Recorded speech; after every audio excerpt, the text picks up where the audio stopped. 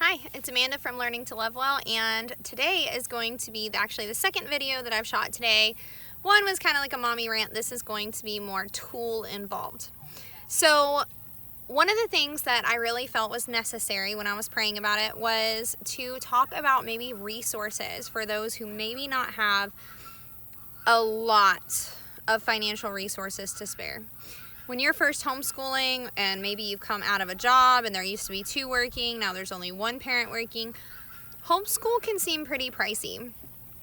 Around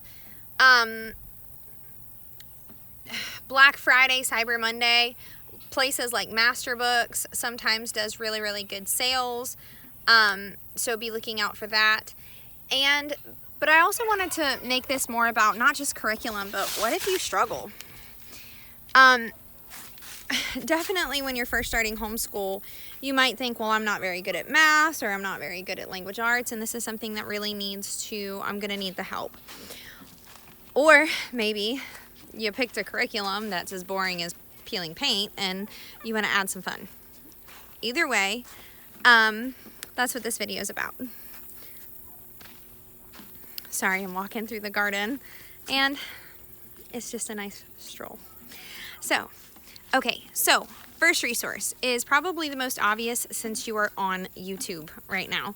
So YouTube is full of good resources, good videos. I know for zoology, me and the kids definitely utilize some of these videos.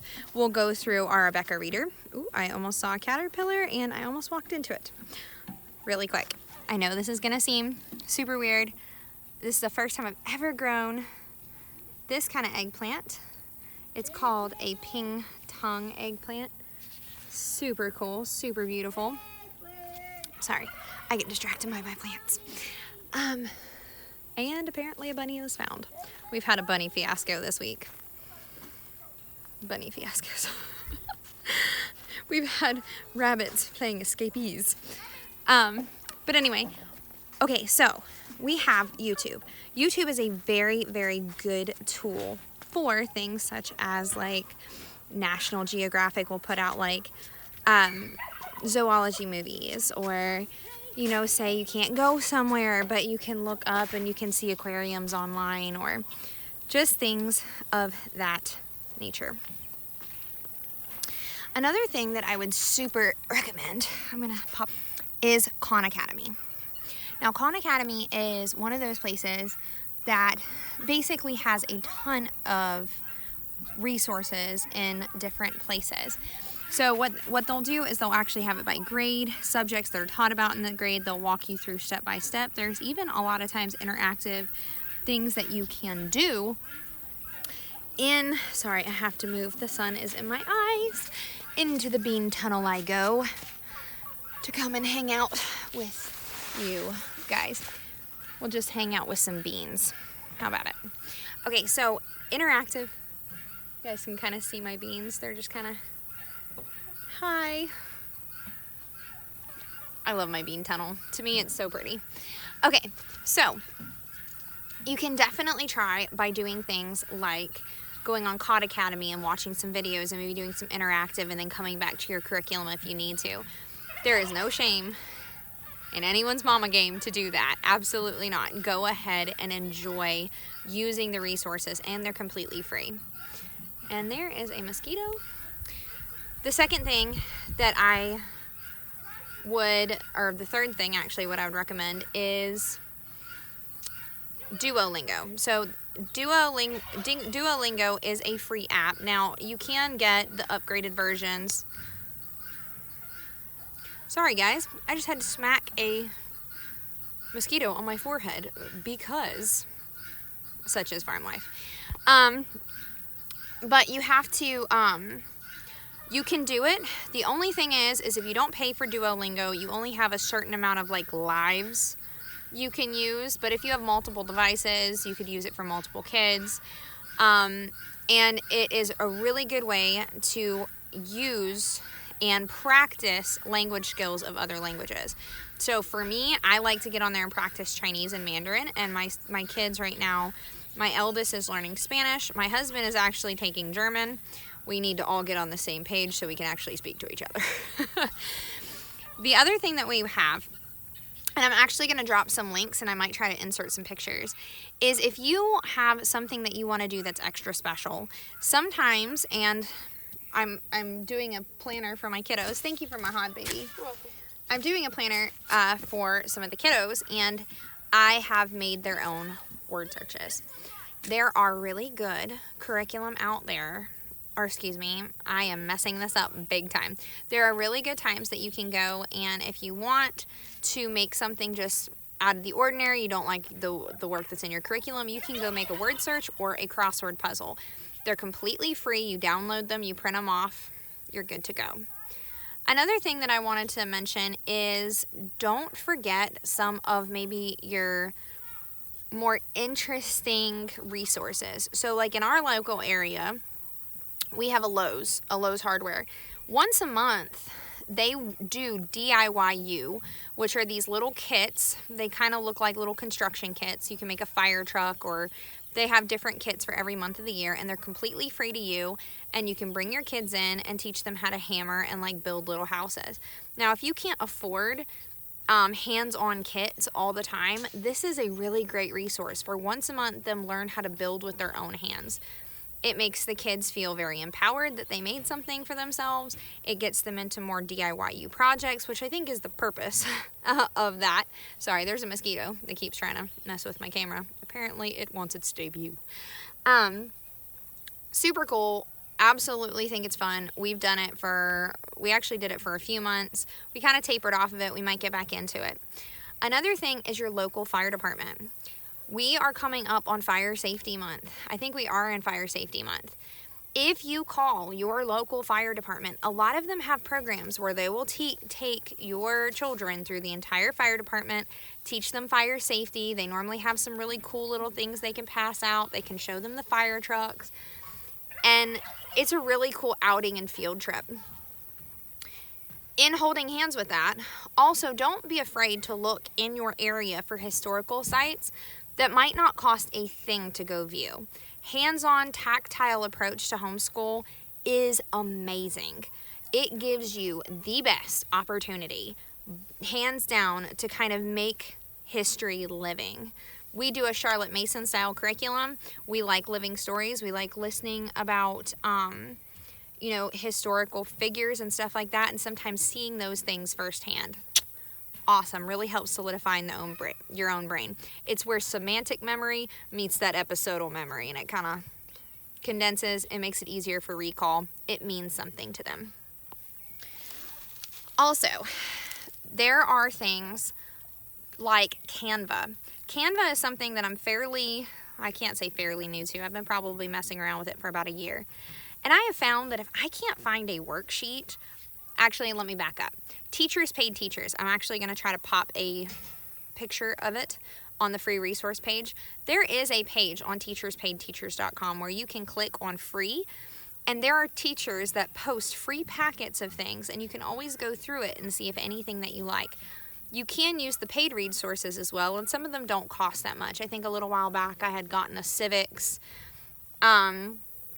lesson on the government, and I don't think I paid more than $5 or $6 for it, and it was a pretty extensive package on there. So there are those resources on the cheap if you want to do a specialized unit.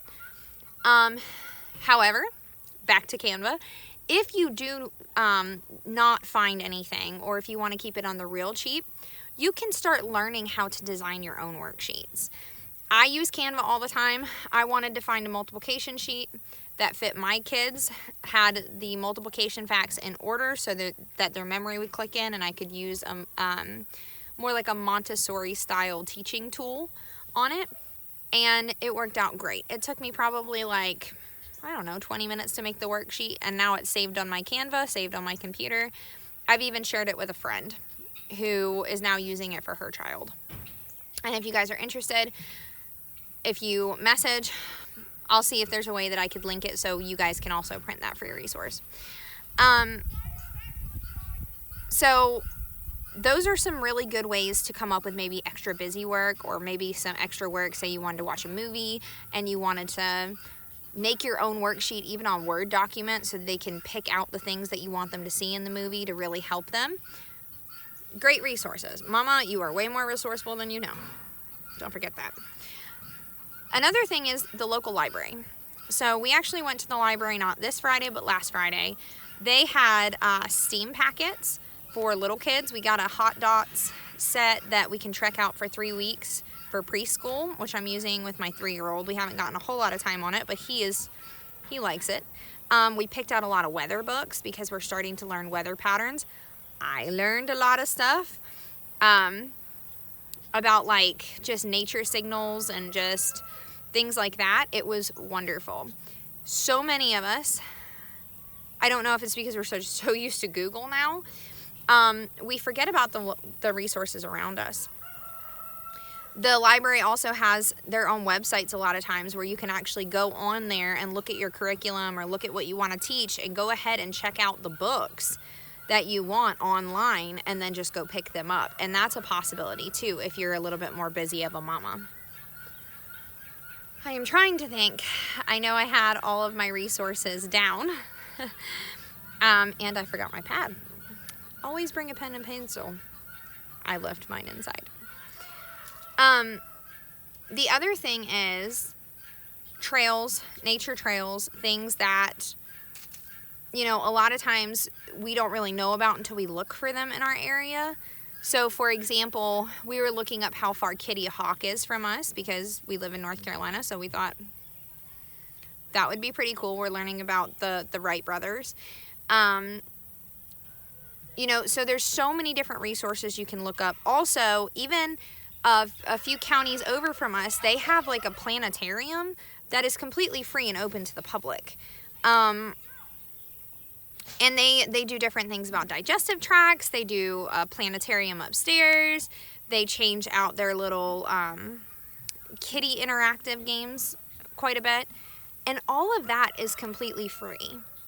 So if you need good resources, try to do a Google search on your area. If you're looking for fun things to do, check out your local Facebook page for your newspaper in the area.